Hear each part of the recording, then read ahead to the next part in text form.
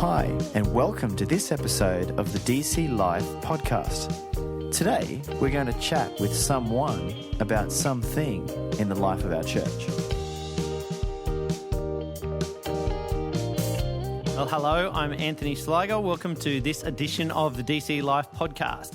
Today, I'm chatting with the lead pastor, Greg Gardner, about the subject of church finances. Hello, Greg. How you doing today? Yeah, I'm doing fine, thank you. Always fun when we get to chat about money, isn't it? Yeah, indeed. That's good. So normally when you hear people chatting about money, or when we hear you chatting about money, it's the call to be generous, yeah. Gospel generosity, that's yeah, right. That's what Sorry. I'm And with our money, we're trying to be generous with our money. So this time we're talking about how the church spends money. Yeah. So how does that work? This is kind of the shoe on the other foot a little bit. Well, we just thought this might be something that people are interested in because of what you just said. Yeah. Normally when I'm speaking about it, it's this idea of being generous with everything that the Lord has given us. And so it's about how we use the resources personally that God gives us. Yeah. As we, do life and live life and try to pay for all the things we've got to pay for and yet still be generous and honouring the Lord in everything that we've been blessed with.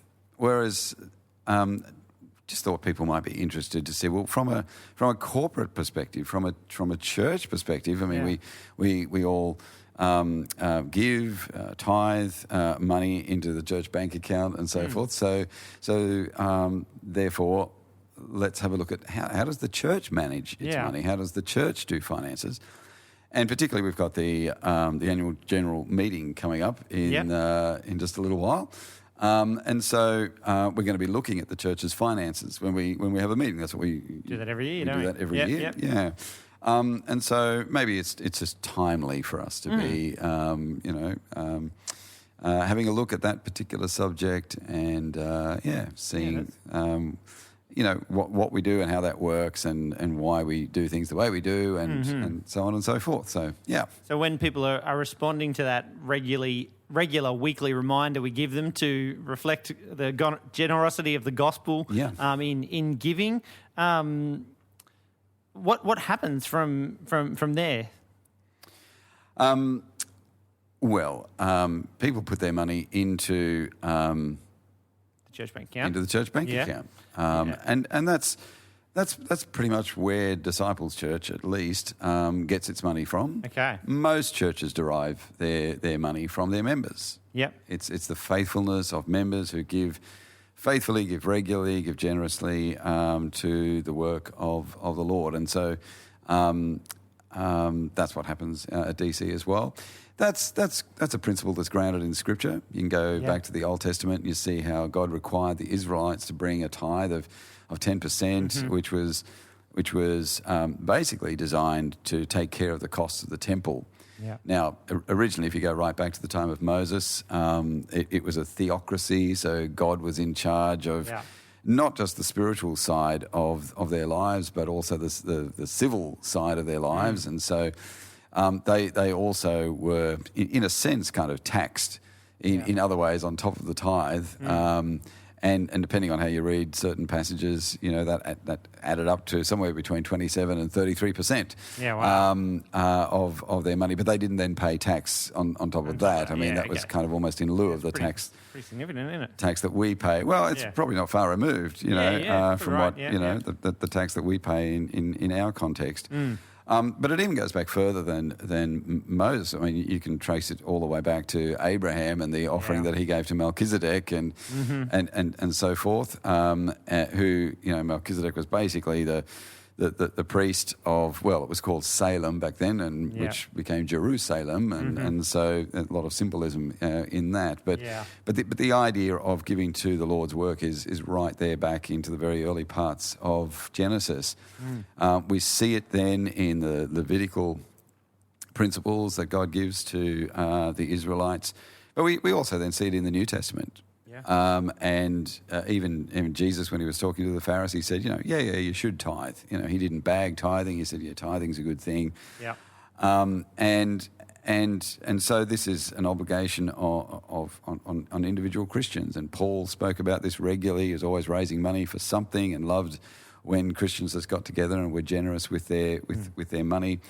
And so that's primarily and from the beginning where churches have got their money is through the faithfulness of people just responding to the call of God on their life to be generous and to honour Him, with their money. Now, in the 2,000 years of church history that we've seen, some of the more traditional denominations have acquired a great amount of wealth because they've just been going for a very long time.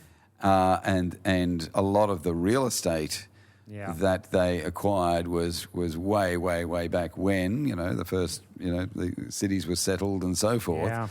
And often then that real estate is in a pretty decent part of town, and so it's worth a lot of money and so forth. And so sometimes churches these days generate money from the property that they've acquired over many, many years. Sometimes they'll generate income from investments that they have made with money that people have donated over the years. And sometimes churches have even, they will run a particular enterprise which might generate some money.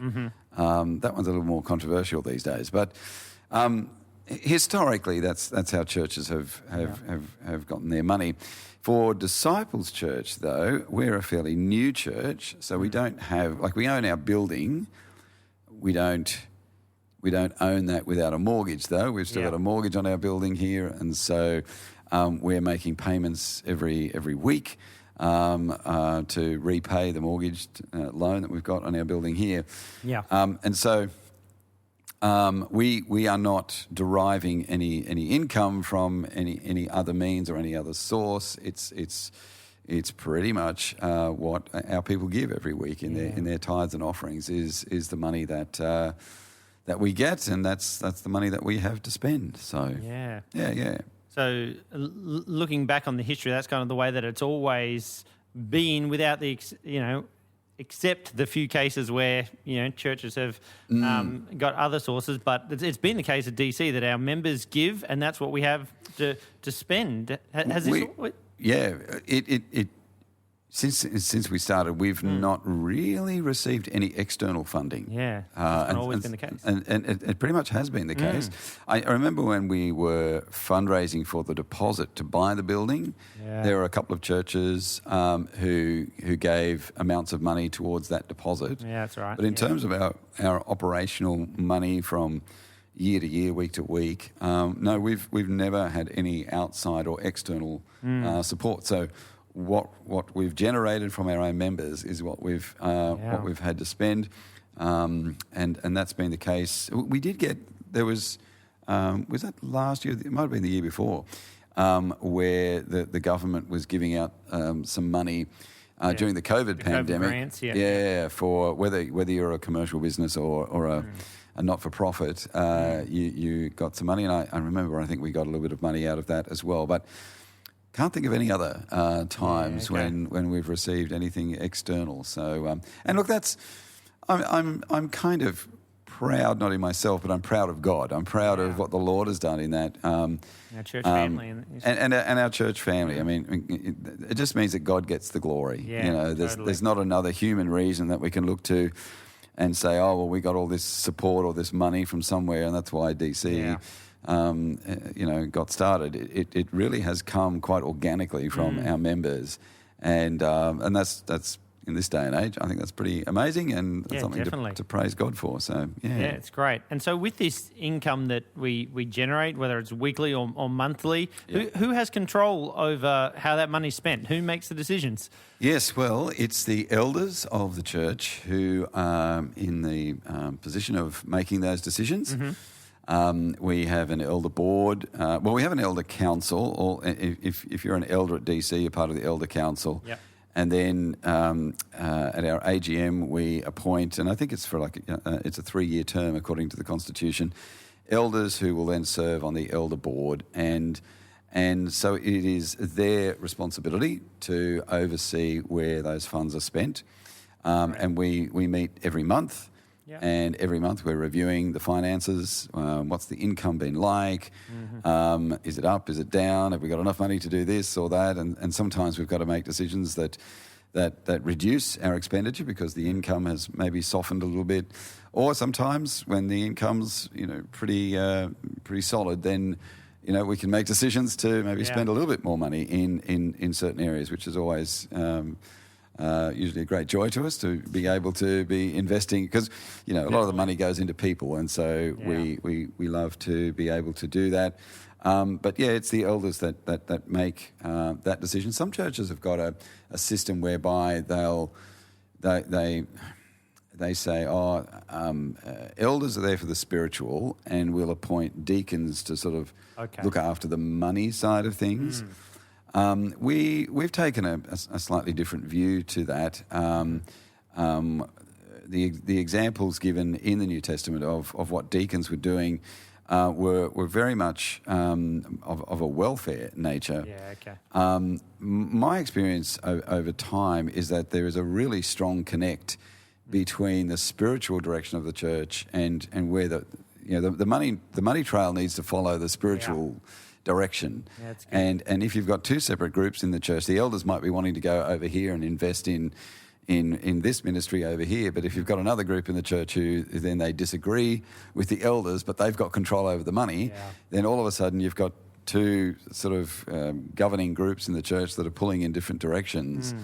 And so it's very much a determined position that we've got there to say, well, the elders give that spiritual oversight, and we're going to give them control of the purse strings as well, and so that is designed to ensure that the money gets spent really in the right areas. Yeah, and it also reduces the potential for acrimony between different groups in the church and so on. So that's how we do it. And since DC's been planted, it's been working really well. Yeah. So yeah.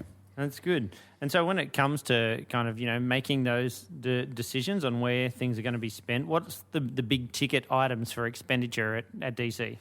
Well,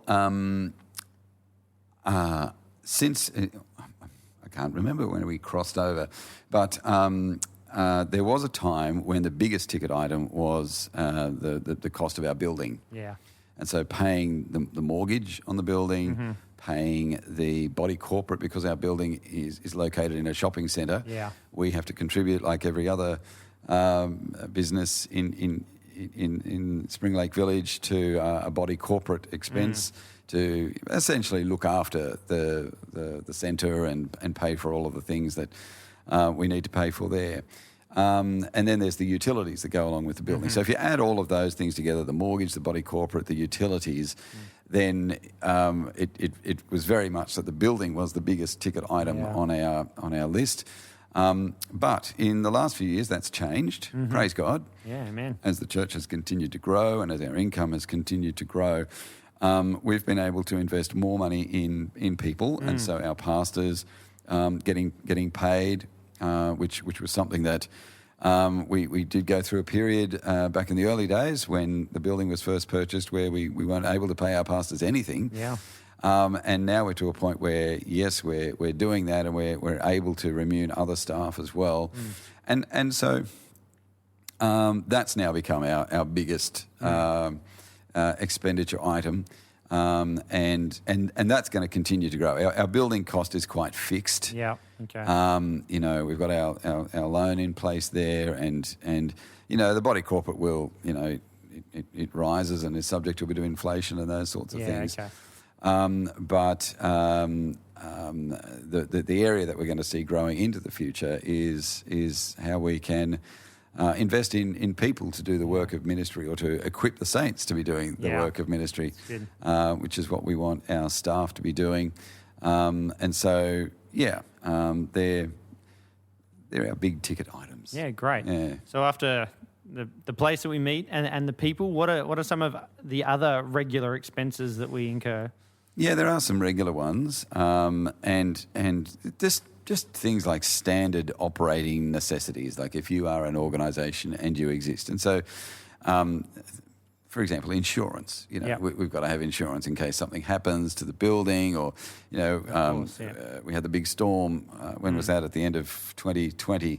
And all of our solar panels got wiped out and things like that. So because we've got insurance, we could get those replaced. And so our contents, our fit out, those sorts of things, they're insured. So things like that as an example of other costs. There are what I would call maybe ministry necessities. So we're part of the Child Safe system, so that we can ensure that we've got safe people doing safe programs in safe places with our kids, and like that's a monthly subscription that we pay to be on their system and utilising all of their resources. There's things like our database. We use a system called Alvanto, and this is the place where we can store everybody's information, and we know how to contact people. We know how to get that communication going. And that's where we do our service planning and where our worship collective use all of those sorts of facilities. So we've got to pay for things like that. We've got our media, our communication, so our website and the DC app. Yeah. All of those things cost money. And most of them are subscription-based these days. You used to sort of be able to buy them and then you'd have to update them every couple of years. These days, most of those things are sort of a monthly subscription. And we access a bunch of those things, and it just helps us to do ministry well. And so things like that is where a lot of our funds go to as well. And they're, monthly, so they're pretty regular, Sly. Yeah, great. Yeah. Okay, so that's kind of internal stuff covered. What about money being spent outside of the church? Are we able to be generous beyond our own needs? Well, that's our desire, yeah. We are part of the Acts 29 Church Planting Network, as most people know if you've been around DC for a little while. And to be part of the Acts 29 network, they require a commitment to allocating 10% of your tithes and offerings income towards church planting. And so we've committed as a church, the elders have signed on to this. So it's kind of like we encourage people to tithe and give 10%. So we're kind of practicing what we preach there and seeking to tithe ourselves. Yeah. And that's money that goes external to us. And so our yearly income is sort of over the 300,000 mark these days, and so that just means that we're going to be spending over 30 grand every year external to Disciples Church. Yeah, and we're going to invest that into primarily other church planting works. Yeah, and that could be in Australia, it could be overseas, it could be anywhere. And out of those funds, over the last couple of years, and we announced this when these are happening, but it's enabled us to respond to needs of various church plants that we know about. Sometimes those needs sort of come up, really, really quickly. I recall there was some, the bushfires down the south of New South Wales, and there was a church down there, was an Acts 29 church that was seeking to meet some of the needs there, and we were able to help with that. Yeah, that's great. There was the big explosion in Beirut, that caused so much devastation there, and there was an Acts 29 church there. We were able to give funds into that situation and help them sort of get re-established.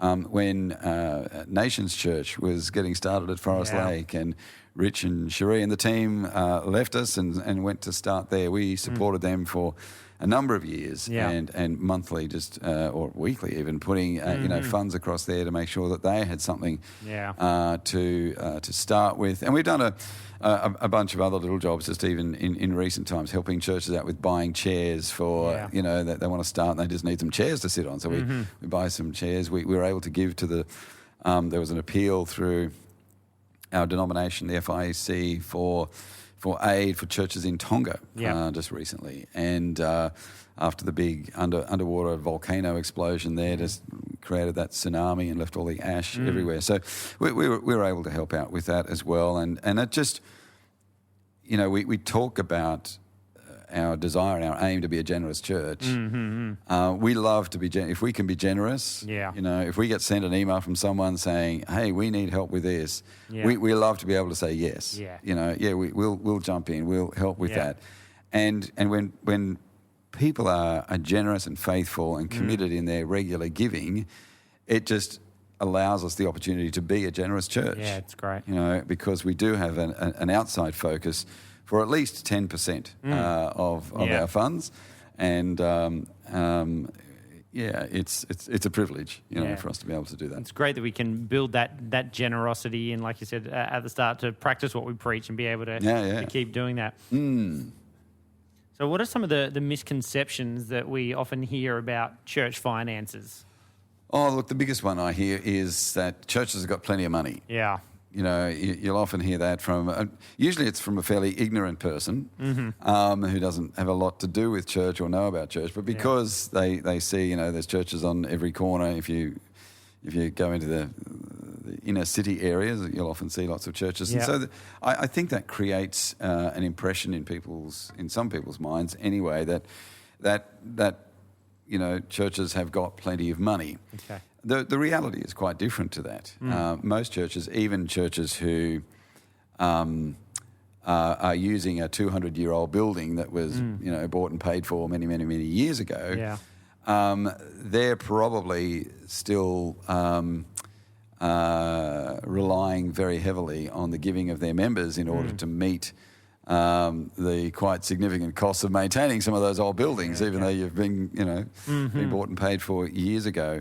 And so, yes, this idea that churches have got plenty of money, generally not true. There are some churches, there's one particular denomination that I could think of, where they are known for historically a lot of investments and so forth, and possibly even some dodgy things that went on in years gone by, which has meant that they do have considerable funds. Wow. But most Protestant churches, and particularly those who are just local churches that have been operating in a suburban context for quite some years, no, they're not cashed up institutions. Yeah, okay. The other misconception that you hear often is that churches are just there to rip people off. That churches are just there, they want your money, and that's all that we exist for. I think, again, maybe there's some times historically where particular denominations have behaved in a way where you could be forgiven for thinking those things, but I think these days that is not the case. Generally, there would be isolated incidences, I think, that you could point to,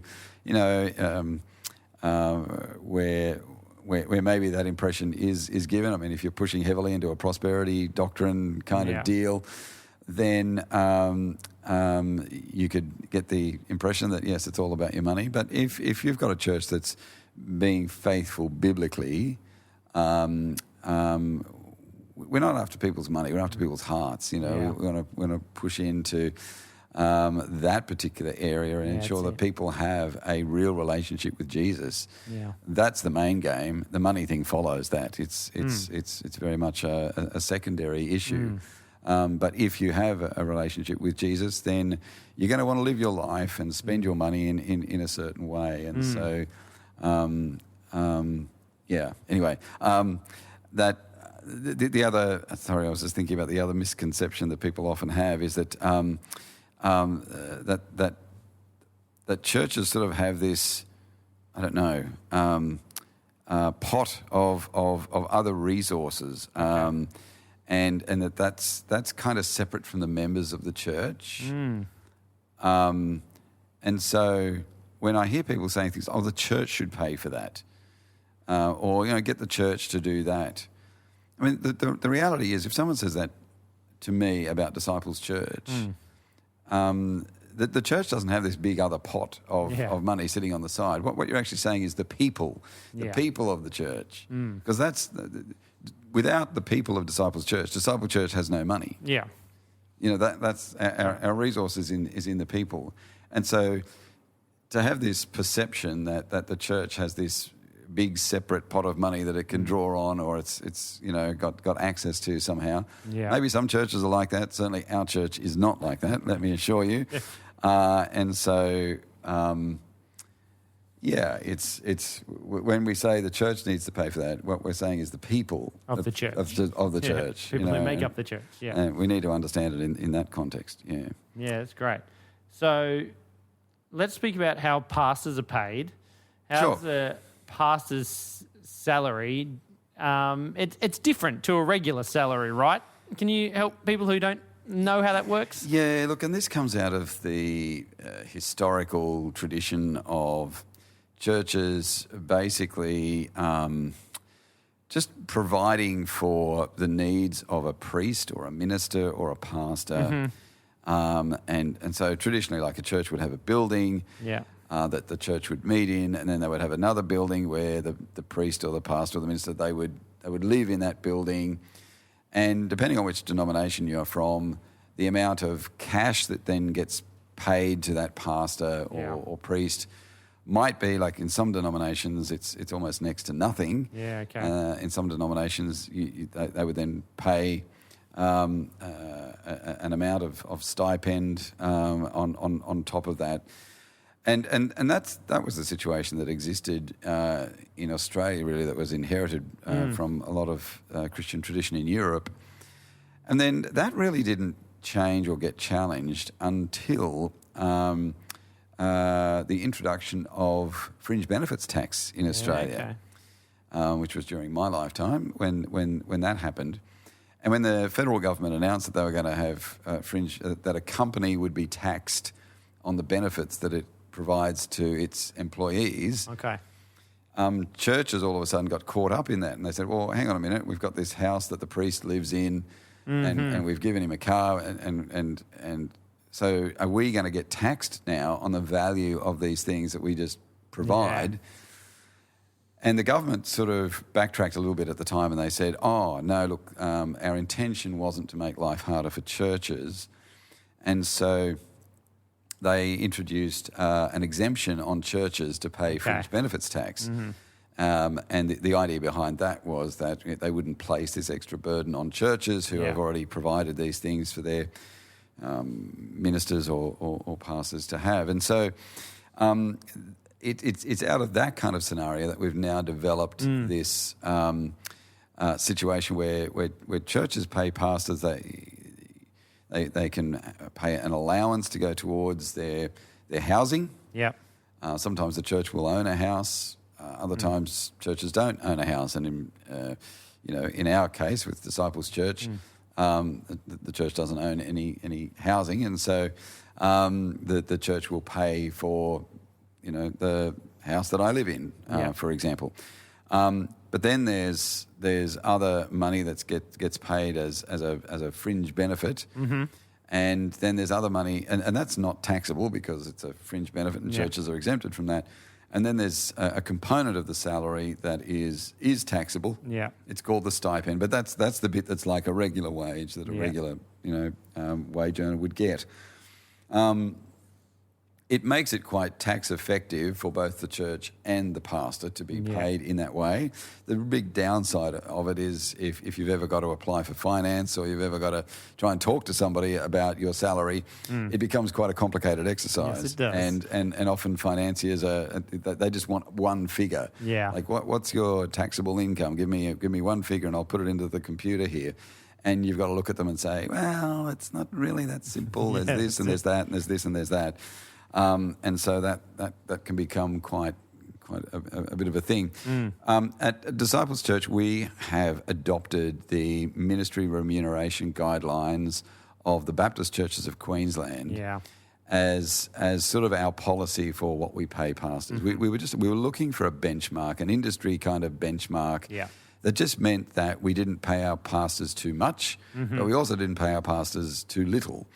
And of all of the pastor policy documents out there, we felt like this was the most reasonable one, and so we work to that figure for what pastors get paid and then how they get paid. So, Yeah, that's great. And that kind of lines us up with a, major denomination, not just a Lone Ranger out there doing Yeah, exactly. things. And Yeah. it's Queensland based, so it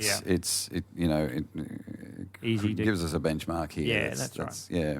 Good. So what other checks and balances are in place to make sure that the funds that the church has is being spent appropriately? Well, as I said, churches are not commercial entities, and so they are regarded by the government as a not-for-profit, and a certain type of charity. There's a couple of different types of charities in Australia, but the churches are not what they refer to as public benevolent institutions, in that certain, just for regular church activities of preaching the gospel and ministering spiritually to people, our tithes and offerings to those to churches are not tax deductible. Yep. Whereas if you give to something like Lifeline or St Vincent de Paul or the Salvation Army, those things are have traditionally been owned or started by churches. But because they are a public benevolence, the government has allowed donations to those entities to be tax deductible. Yeah. But because we are a not-for-profit entity in Australia, there are certain things that we are obligated to do. We have to answer to the Australian Charities and Not-for-Profit Commission. So every year we have to provide a report to them. We have to show what we've spent our finances on. And that all becomes public knowledge. You can go onto the ACNC website and look up Disciples Church Springfield, and all of our data is there, and what we've spent money on is there for anyone who wants to see that. And so that's how we sort of, in a sense, answer to the government. Yeah. We also answer to our denomination. We're part of the Fellowship of Independent Evangelical Churches, and every year we have to submit a report to them on how we've been spending our money and what we do with our money and so forth. And then we have to answer to our own members. Yeah. So every year we have to pay for an auditor to come in and audit our finances, which basically means going through every bit of expenditure and making sure it lines up with an appropriate policy, or if we've spent some money on a particular item, that there's a receipt for that, and it can be justified, in that way and explained. And so auditors, we have an auditor who will come in and do that, and then we're able to present audited financials to the members, which is what we do at an annual general meeting, which we're going to be having one of those soon. Not too long. Yeah. And therefore all of the members then get a chance to have a look at that and have a say over that as well. Fantastic. Yeah. And as you said, that'll be coming up in not too long, so people can do that. It's been great to have a chat with you today about church finances. It's very informative to give a little bit more background information to those who are interested or want to know about it. So thanks for coming in and giving us some time. Thanks, Lloyd. If you'd like more information about what's going on at Disciples Church, check out our website or email us at podcast@disciples.org.au if you have any questions or feedback. Thanks for listening in. We'll catch you next time.